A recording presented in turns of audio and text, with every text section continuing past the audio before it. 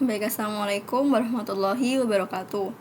Yang pertama, perkenalkan, saya Zahwa Salsabila yang bisa dipanggil Zahwa dari Angkatan 22 dengan NIM 51300221108. Baik, tujuan saya membuat video ini yaitu dari tugas mata kuliah Bioetika dan Hukum Kedokteran, yaitu dengan tema Bioetika dan 4 prinsip dasar bioetika medis. Baik, yang pertama, di sini saya akan membahas terlebih dahulu apa itu etika. Etika sendiri yaitu merupakan norma atau nilai yang menjadi pegangan bagi seseorang atau suatu kelompok dalam mengatur tingkah baik dan buruk bagi seseorang tersebut. Kemudian pada 4 prinsip dasar atau fundamental bioetika kedokteran, di sini ada 4 poin. Yang pertama ada beneficence, yang kedua ada non-maleficence, yang ketiga ada autonomy, dan yang keempat ada justice. Untuk poin yang pertama yaitu beneficence, yang berarti kebaikan.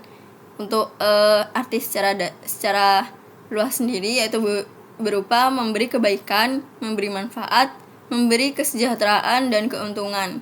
Kemudian bagi seorang dokter juga ada kewajiban berbuat baik kepada pasien. Kemudian poin yang kedua ada non-maleficence, yang berarti tidak merugikan pasien. Kemudian juga tidak berbuat jahat kepada pasien dan menghindarkan pasien dari kondisi yang berbahaya.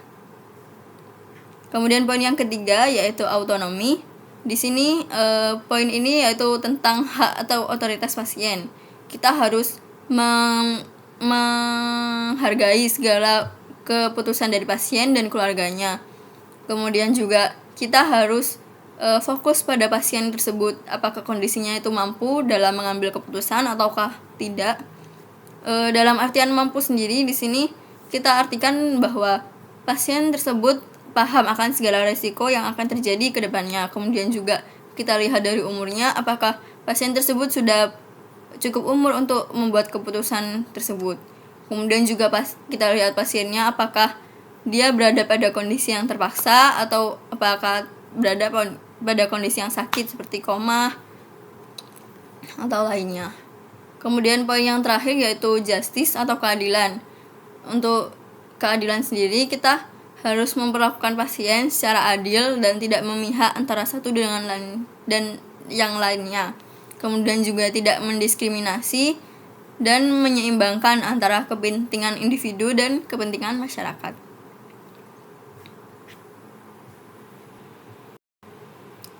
Baik, dalam praktik kedokteran sendiri, etika, moral, agama, dan hukum itu memiliki peran yang penting untuk menentukan keputusan yang akan diambil oleh dokter. Kemudian etika-etika ini berkaitan dengan nilai-nilai yang akan dibuat dokter untuk menjalankan tugasnya.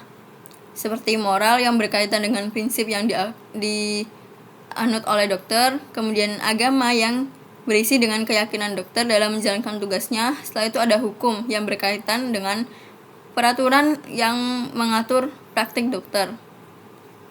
Nah, keempat hal ini saling berkaitan untuk mempengaruhi satu dengan yang lainnya, sehingga pembuatan keputusan medis untuk pasien, dokter itu harus pandai untuk membuat keputusan yang bisa dipertanggungjawabkan tanpa adanya rasa bersalah atau berdosa nantinya.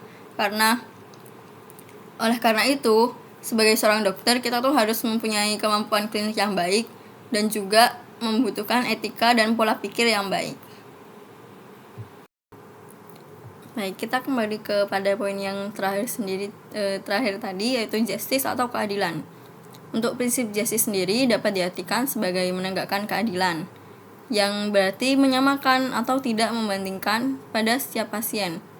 Untuk definisi yang lainnya yaitu memperlakukan pasien secara adil, kemudian juga layak dan tepat.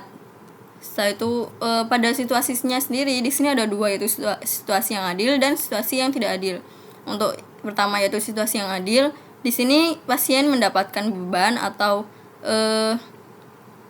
situasi yang sesuai dengan pasien atau yang bisa ditangani oleh pasien tersebut.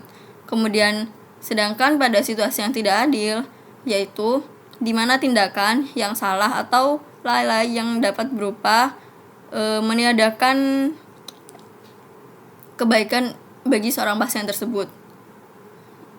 Padahal pasien tersebut memiliki hak atau pembagian beban yang tidak sama rata.